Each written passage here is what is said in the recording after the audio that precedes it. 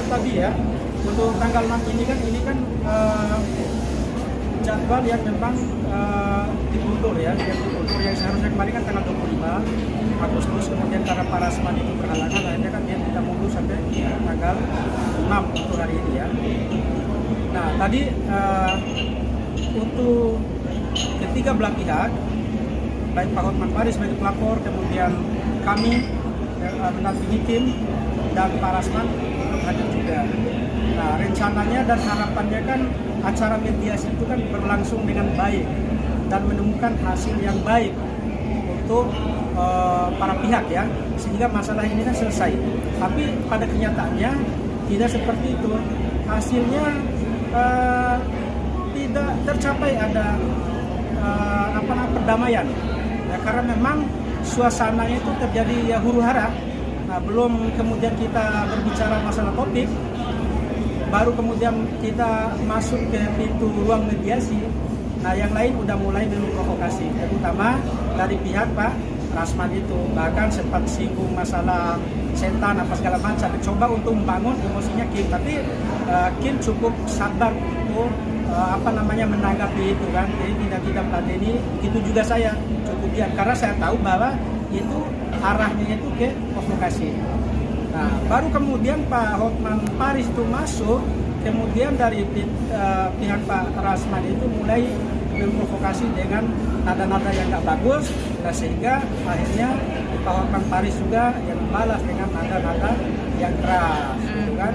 Pokoknya intinya suasananya mencekam, ya, panas, tak bisa terkendalikan. Ya jangankan kita, pihak polisi juga sebagai fasilitator dalam acara mediasi itu sendiri pun tidak sanggup untuk menghentikan debat antara Pak Hotman dengan Pak Rasman. Jadi tidak hanya debat-debatan, bahkan justru mereka adu saling nantang untuk berkelahi gitu kan. Nah di suasana tadi itu, nah yang cukup luar biasa kita lihat itu kan keberanian Bang Hotman juga. Jadi untuk menantang, jadi untuk menyambut tantangan Pak Rasman, jadi untuk adu jotos, mau di dalam ruangan itu maupun di luar gitu kan. Nah itu yang kita lihat tadi kan, sehingga dengan suasana yang begitu panas, mencekam, akhirnya mediasi dinyatakan tidak bisa dilangsungkan karena Pak Hotman Paris setelah dia melakukan absensi, kemudian dia nyatakan untuk meminta kepada pihak penyidik agar proses hukum itu terus dilanjutkan, dan Pak Rasman itu untuk diminta untuk dihukum seberat-beratnya. Nah setelah itu dia dia tinggalkan ruangan mediasi, dan kami pun sebagai pihak terlapor dua ya, karena memang pihak pelapor udah nyatakan mediasi tidak bisa dilanjutkan. Kita keluarin statement apapun karena Bang Hotman udah keburu keluar memutuskan untuk tidak melanjutkan mediasi itu. Jadi kita juga memutuskan untuk keluar karena kondisi semakin tidak kondusif. Yang pihak sana mencak-mencak, aku juga sampai gemetaran, sampai misalnya nahan-nahan untuk gak terjadi sesuatu yang tidak diinginkan lah gitu kan. Sampai dipancing-pancing, pokoknya sampai orang sekeliling aku juga udah geram banget. Aku memutuskan untuk keluar. Aku cuma pernah ketemu sama istri yang terakhir kemarin ya, pas itu katanya sekarang kan ada lagi. Terus memang aku nggak tahu persis ya berapa jumlah istrinya, cuman setahu aku ya lebih dari satu gitu, karena pernah telepon di Medan gitu kan, ya suaranya berbeda gitu. Perempuan tapi suaranya berbeda. Berarti bukan yang tadi dibawa ya? Kayaknya sih yang tadi ya.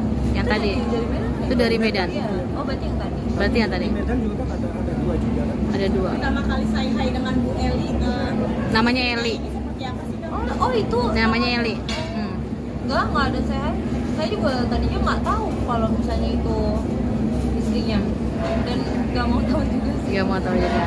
Kim sempat merasa dilecehkan juga secara fisik ya, tadi kan sempat bilang tadi Rasman juga bilang kalau bukan gara-gara saya kamu belum bisa pakai kacamata sekeren ini gitu. Seperti apa sih Kim perasaannya, maksudnya dihina banget kayaknya gitu loh. Iya, gimana sih bukan gara-gara saya tuh gimana gitu loh, maksudnya apa?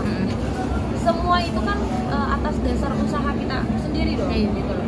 Apa yang kita capai, apa yang kita dapatkan itu atas usaha diri kita sendiri. Begitupun dengan kayak masalah apa segala macam. Kalau kayak gitu, menurut aku itu orang yang juga punya apa ya? Ketika dia bilang kayak gitu, berarti kemungkinan orang itu kalau ada masalah pun dia nggak mau disalahin. Kayak kalaupun salah dia nggak mau. Tipikal orang kayak gitu, yang suka istilahnya apa sih gitu loh, kontribusi dalam hidup aku apa, yang ada nambah masalah kan, masalah aku banyak. Iya, uang hotel pun disinggung, kayak ya ampun, katanya aku pinjam uang, aku nggak pernah pinjam uang, aku tidak pernah pinjam uang. Dia menyebut-nyebut nilai 12 juta tuh Kim. Itu apa sih Kim kalau boleh tahu, kok sampai dia bilang baru bisa diganti tuh kemarin, baru beberapa hari lalu Ini nih. loh, Apa kan Kim? kita Dijelasin. kita nggak minta, beliau yang mengeluarkan tanpa istilahnya nggak, gue nggak minta gitu. Sekarang tiba-tiba dia minta, Ditagih lah ya. ditagih lah istilahnya gitu, seatas hal yang istilahnya bukan perlakuan kita gitu loh, ngerti gak sih? Kayak kita kan pasti mikir-mikir dulu dong 1000 kali. Mendingan duitnya istilahnya kita kasih ke yang lebih mampu, yang lebih membutuhkan gitu kan. Kan mikirnya kayak gitu, makanya kan aku juga konsultasi dulu gimana nih. Karena dari awal tidak ada persetujuan, ada pihak yang bilang oh nggak usah, nggak apa-apa, tapi kan ya aku ngerasa aku pengen selesai, ya udah akhirnya aku pasti juga kan. Akhirnya Kim memberikan itu. Walaupun uang hotel itu ternyata dari hotelnya juga dibalikin lagi. Sebenarnya tuh uang 12 juta itu untuk apa sih Kim kalau boleh tahu? Padahal itu Kim nggak tahu gitu. Sebenarnya untuk apa rincian itu? Hotel buat Nggak tahu, hanya dia dan hatinya yang tahu deh kayaknya. Istrinya juga kan kayaknya sangat-sangat percaya gitu kan sama suaminya. Tapi kan kita yang tahu, kita yang ngerasain, jadi kayaknya percuma juga kan. Dan sampai akhirnya Kim mau mengembalikan itu atas dasar apa Kim? Karena Capek. ditagih atau bagaimana? Iya, rasanya gini loh, itu uang bukan uang yang miliaran, yang memang bukan mau kita juga gitu loh. Jadi rasanya kok jadi kayak kita yang ngutang ya gitu. Jadi udah daripada kita bersinggungan lagi sama orang Ini. seperti itu, yang bisa misalnya bikin hati otak kita buyar gitu kan, udah kita selesaiin, udah jangan ganggu lagi ternyata.